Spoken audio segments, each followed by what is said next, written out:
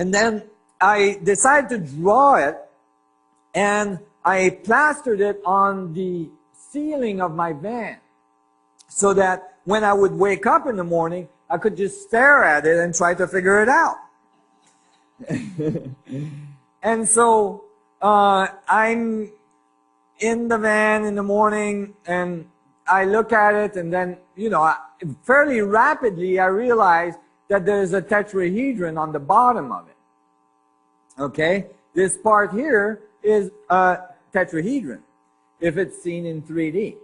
And then I looked up here, and I realized that in 3D, those lines would generate as well a octahedron. See, the thing is that most people don't see this thing as a 3D object. So flatten it makes not much sense. But in 3D, it describes very specific geometry. So because I had this type of 3D mind, and I was always very intended on not doing the flat thing, I was trying to visualize this in 3D. But I couldn't figure out this middle box thing. I just couldn't figure it out. For weeks, months. Just like, laying in my bed looking at this thing. And studying and all this. And then one day, I said, wait a minute. I realized that one of those boxes in the middle here, okay, matches the box in the top portion of the octahedron. So I thought, what if I slid the middle part box in the upper box and see what it generates? So I split them in two, and then I slid the bottom part into the top part.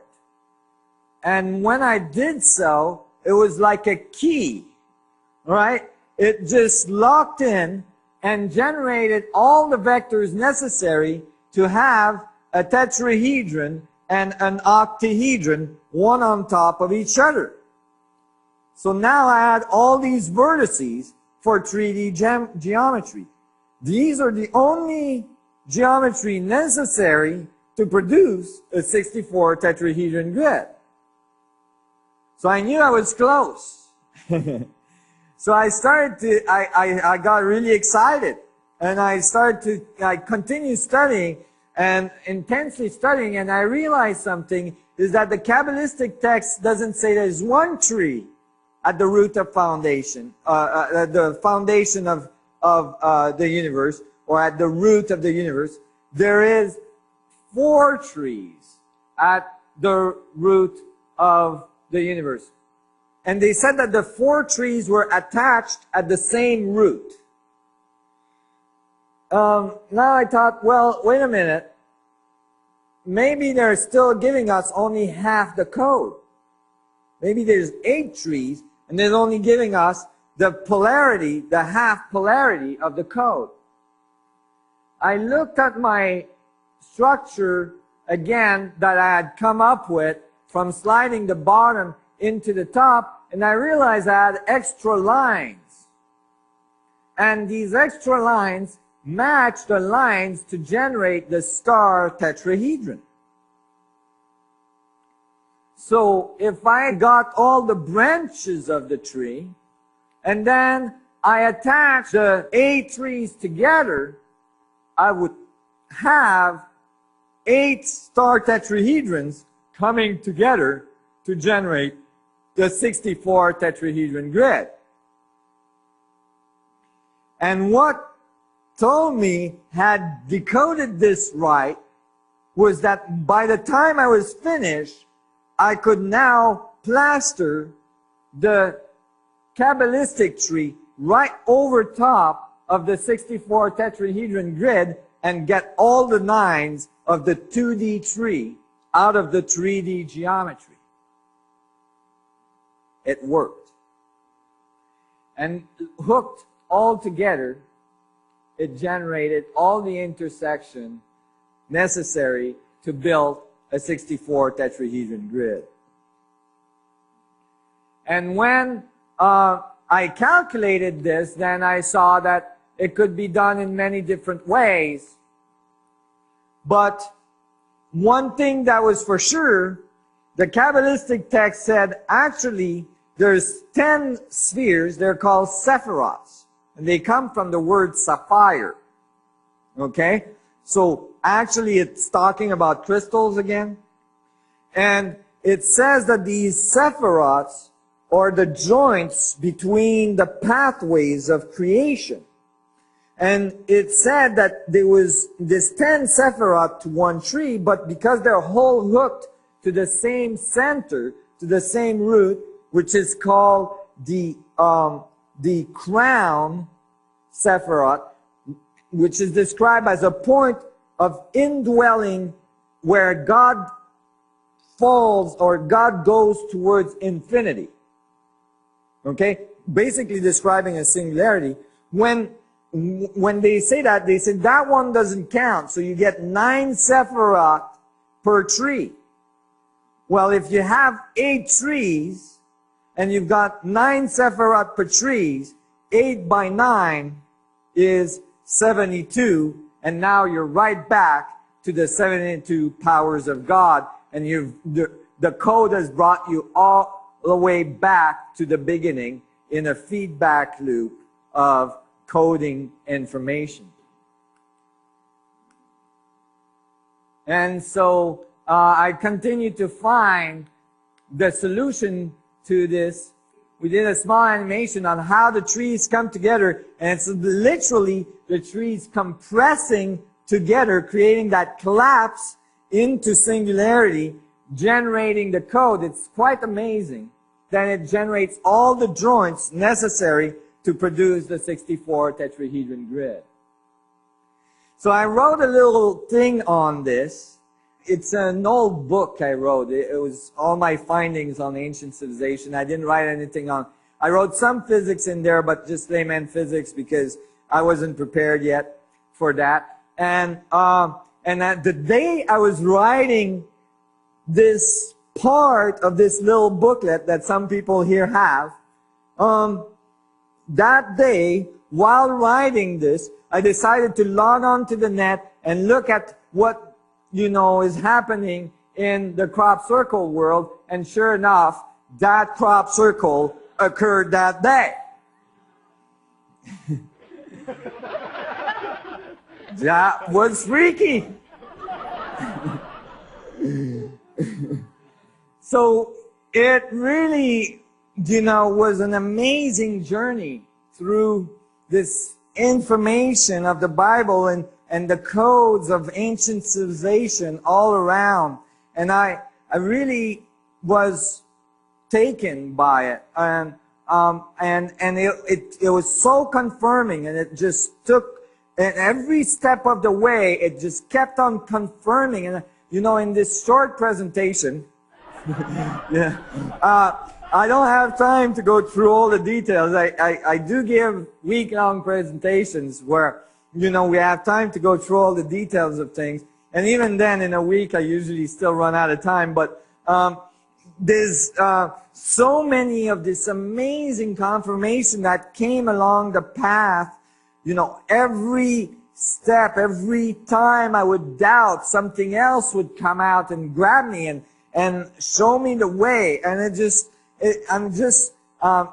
and it brought me to a very different view of not only our past, but our possibility in the future, and how we move from here to the next level, how this change that so many of us are feeling on the planet is going to occur, and how we can help it, and how we can help ourselves through it. To this day, I'm finding stuff. I mean, it's amazing. There's so much stuff out there that relates to this.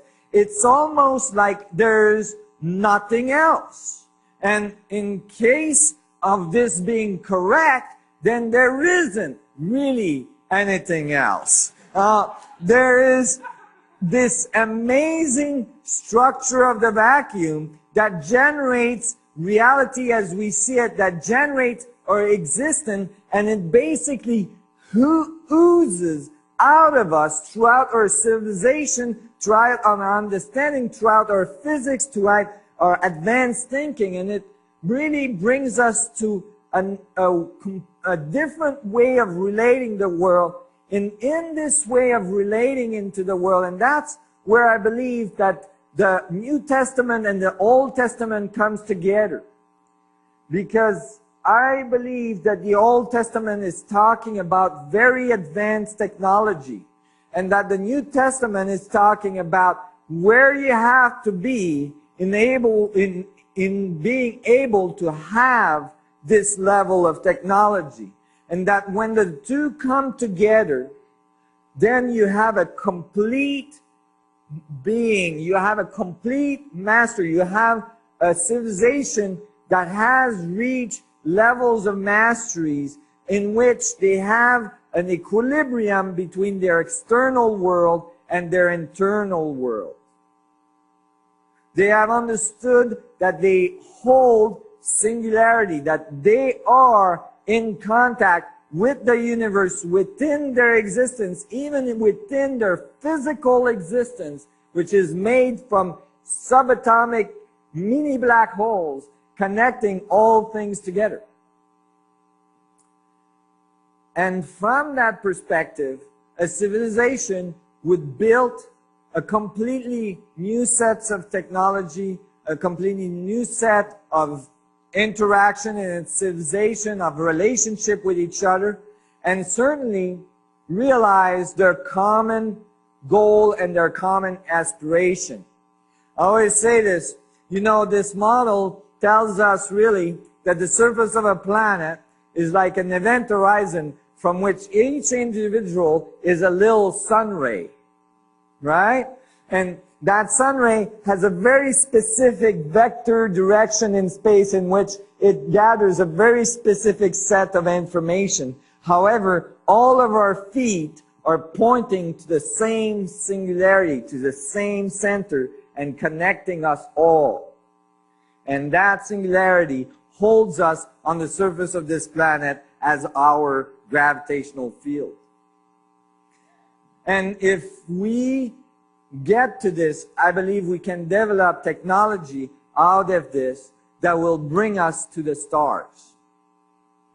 And I think, that's my understanding at this point, that this is the crucial time to be able to transcend our way of doing things to the way that we need to be able to do things in order to survive the changes that are coming into our solar system and move to the next level of interaction, and maybe even connect with other civilizations that have been in our galaxy, that have been observing us, that have been waiting for us to graduate and enter a larger community, a larger galactic community, and move on from here.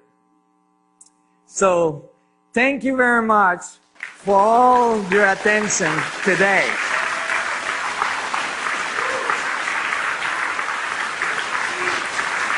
Thank you. Thank you very much. Thank you. Thank you.